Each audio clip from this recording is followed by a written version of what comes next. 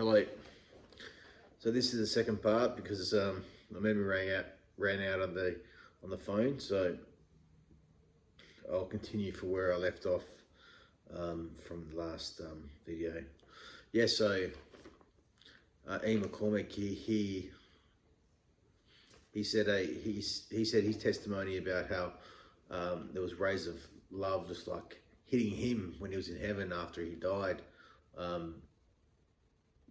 And it was the same experience that I felt after I'd repented, and I saw that fear in his eyes that his mum had been praying for him, and God said you haven't lived a proper life, otherwise. And he showed him hell and where he would be in this darkness, and he said, "Do you want to stay or come back?" And he said, "Oh, I want to stay here." But he says, "What about your mum?" So he decided to come back, and now he's goes around the world preaching his story, just giving his testimony to around the world for free. He doesn't. He has his videos, Glimpse of Eternity, which I recommend watch on YouTube, on Google or wherever. The reenactment, there was a movie made out of it, but the reenactment, the Glimpse of Eternity, is better than the movie because it takes out some of the God stuff. So I recommend that. But yeah, it was for me that he was 100% telling the truth, and it was what I experienced. So it gave me a sort of a rekindled my sort of flame that was from like 5 years ago when I had that experience, that encounter. So so next couple of years I went to church and listened to the word.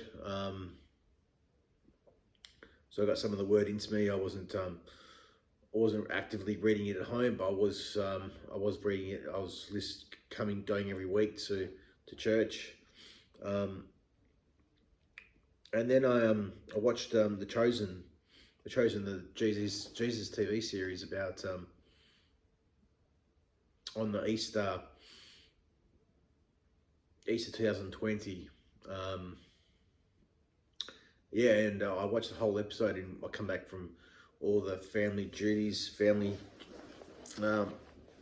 dinners and everything on Easter night, and I watched the whole thing in one night, and it sort of it gave me the fire of God back into me, I've never felt it before, and well, initially I did, but I never went on with it. But this time I sort of made a conscious effort because this show showed that God was a person of God.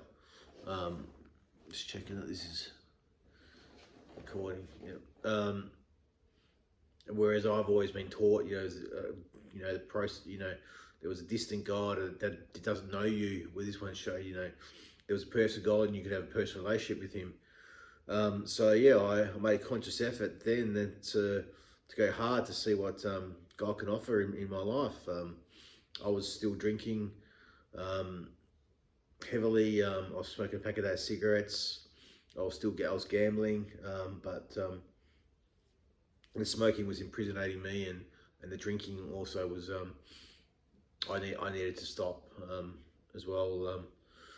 So I just want to fix that up. So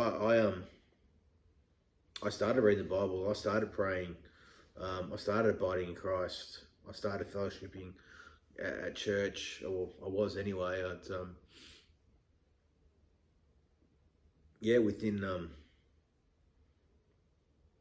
Within probably very very quickly, I gave up gambling. Don't need to do this anymore. Stopped going to the casino. I was there nearly every second day, every day, nearly.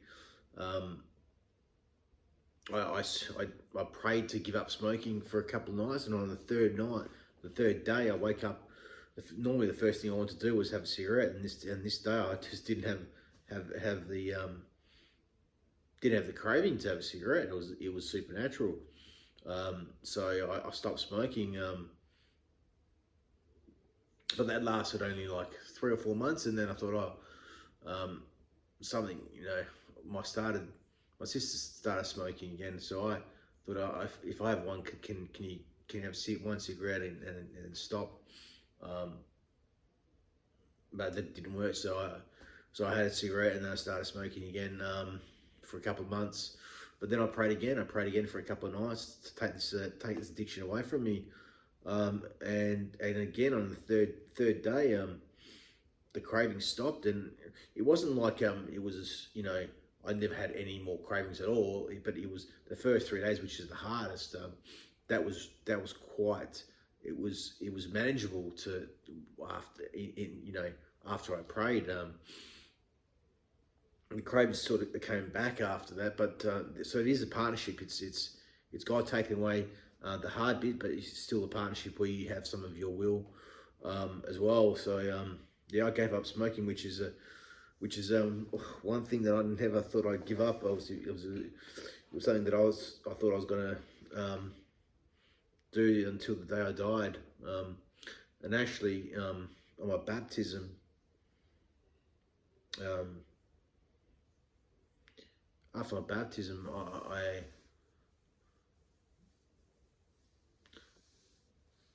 I had this thing with God where I had so much peace.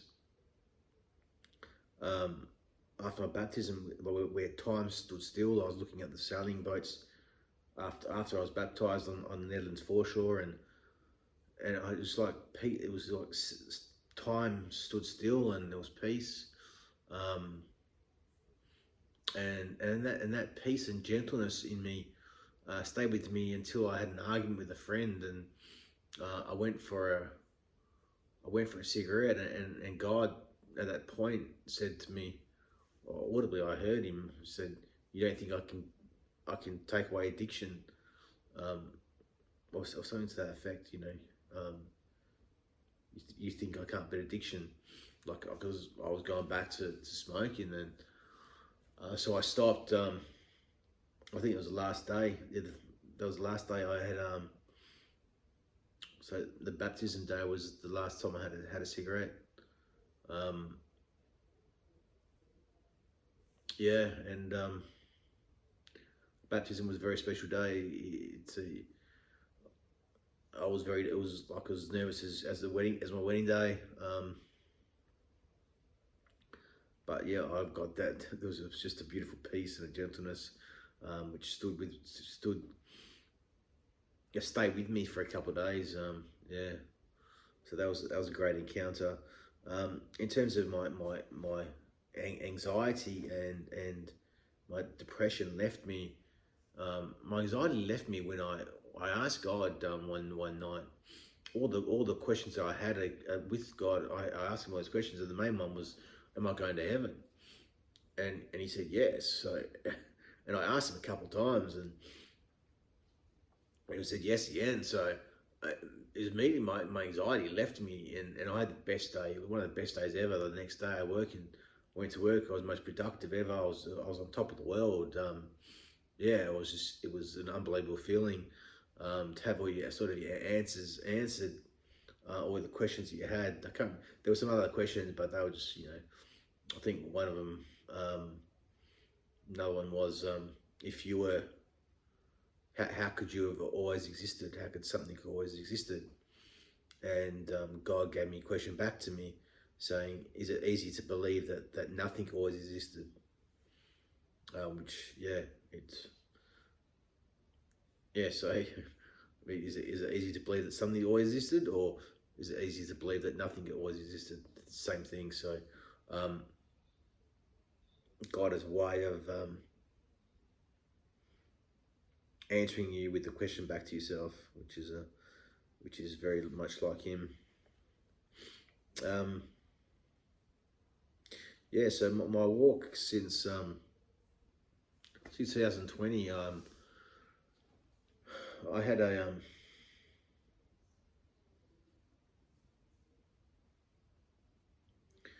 it's been a bit like a roller coaster. Baptism in 2021 was special. I've experienced many blissful experiences, periods, and many experienced many signs and wonders, and my interactions with God just all full of he's just all full of love, and he's got correction as well, but that's just to refine us, to make us better. um, they're not easy, but it's like gold. When refining gold, you put it in the furnace, you put it through the fire, and it refines it, makes it better. um, and silver, the same thing, that the Bible talks about it. um, but yeah, some of my real good experiences, I've had many. um, like when I had COVID, I wasn't doing so well, and a friend was talking about Psalm 91, to read Psalm 91, and I thought, yeah, it's got pestilence in there. I understand it's a famous psalm. I wasn't too, I wasn't in the mood, or whatever. So I still said it. But then I felt like God's presence. It was Abba Father and the Lord, and Yeshua in my room, in a sort of protective cloud. And I was like, whatever happens, it doesn't matter. And it was such a protection, the most protective feeling I've ever felt. Like no matter what happens, it's going to be okay. And that's what I felt, and I felt so unworthy to be there, and unworthy to have been in their presence. And I also felt like a bit of a Jonah as well. That what do you want me to do? Like, you've given me this huge encounter, which I'm not worthy of. Other ones were like, Jesus led me in communion one time, and the Father has as well, Abba Father. I said to Jesus once, what do you want me to do for you? Because you've done so much for me. And his response was, I just want you to be free. And what's he talking about there is just being free from the bondage of this world. And that's all, it's all forgiveness and repentance, and letting go of trauma, and a whole raft of things. And that's how loving he is. He doesn't want anything from us, just wants us to be free. There's also, when you do have that, when you do have that love for Christ, you want others to come to Christ as well. So there are some works involved, but that's just an evidence of your faith. That your faith is true. What others?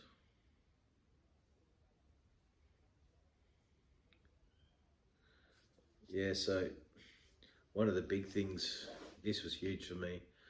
One of the big things, like I was like the persistent widow in terms of praying for my daughters. When I learnt that I couldn't do it on my own, I was trying to do it myself. I said in the previous, I gave them videos and DVDs and preached to them, and nothing was sort of turning away, and I started praying for them, and God sort of introduced music. I said, put some music on in the car, which I hadn't done before, and straight away they connected to that. And I was like, oh, why haven't I done this sooner? And then one night he says, your children will be playing the harp in heaven. And that for me was, my job was like, my job as I haven't been the best father, but my job as a parent, as a father, had been done when God said that to me, that through my, through praying, they'll be in heaven, and I don't, God doesn't lie. So I should really be thankful. So just thankful for that. for in every day, I shouldn't forget that. And the other thing I shouldn't forget is that he said to me once that if I was the only one on earth, and I think he said this to other, I've heard it before, to other testimonies too, that if I was the only one, philosophically speaking, if I can get it out, I can't say it, but if I was the only one on earth, that he would still go on the cross for me, and he would do it again. And that's the intimacy of Christ. That's the love that he has for each and every one of his followers, that he would go on the cross again, and he would have done it just for one person. And I believe that for everyone. That's just not for me. I've heard it from other Christians. They said the same. They've said the same thing, that the Lord has said that to him, to them.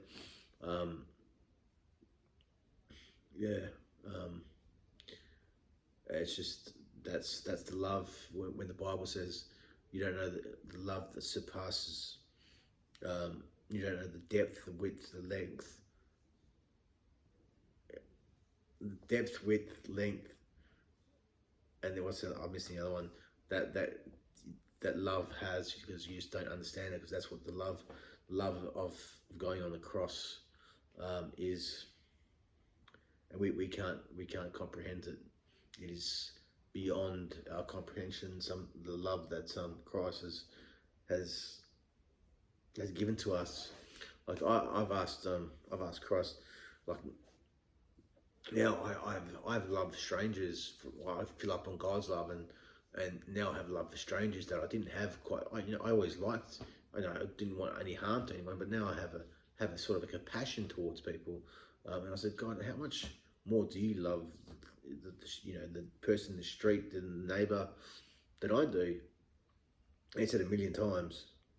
So it can't be 1,000,000 times. Are you just, is it rounding? And no, he said, oh, Michael, I'm not. This is, man doesn't make up numbers. It made 1,000,000, but it is 1,000,000 in God's eyes. Is it 1,000,000? So it's really a 1,000,000. It's not 1,000,001 or 999,000, because we're all the same. That's how much he loves everyone, compared to how the average person does. That's what I believe, and that's what he said to me. So yeah, just putting that out there.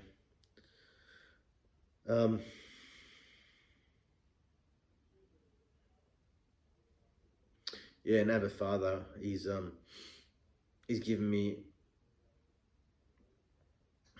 really been he hasn't said much, but the words that he has said has really has a lot of weight. He said that he's given me an encouraging word and a corrective